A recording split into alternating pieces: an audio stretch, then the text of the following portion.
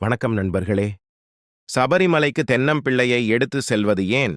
ஐயப்ப பக்தியின் அடையாளம் தென்னம்பிள்ளை. தெரிஞ்சுக்கலாம் வாங்க. தென்னம்பிள்ளை என்பது ஐயப்பனுக்கு அர்ப்பணிக்கப்படும் ஒரு நேர்த்திக் கடன். இதற்கு பல ஆன்மீக மற்றும் சமூக காரணங்கள் உள்ளன. தென்னம்பிள்ளை என்பது பக்தரின் பக்தியின் அடையாளமாகும். இது ஐயப்பனிடம் முழு மனதாக அர்ப்பணிக்கப்படும் ஒரு நேர்த்திக் கடனாகும். புராணங்களில் ஐயப்பன் தனது தவத்தின் போது தென்னம்பிள்ளையை உணவாக உட்கொண்டதாக கூறப்படுகிறது. இதனால் பக்தர்கள் தங்களது பக்தியை வெளிப்படுத்தும் விதமாக தென்னம்பிள்ளையை அர்ப்பணிக்கின்றனர்.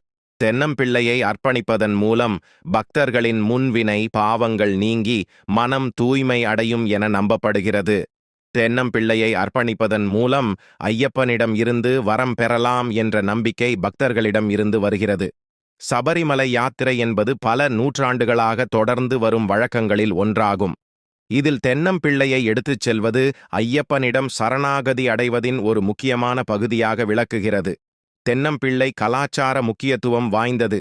தென்னம்பிள்ளையை எடுத்துச் செல்வது ஐயப்ப பக்தர்களின் கலாச்சார அடையாளமாக கருதப்படுகிறது.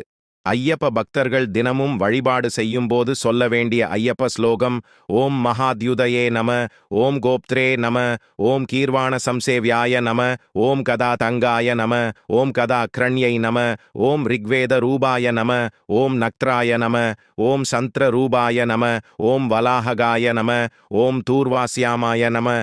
ஸ்லோகத்தின் முக்கியத்துவம். இந்த ஸ்லோகம் ஐயப்பனின் பல அம்சங்களை போற்றுகிறது.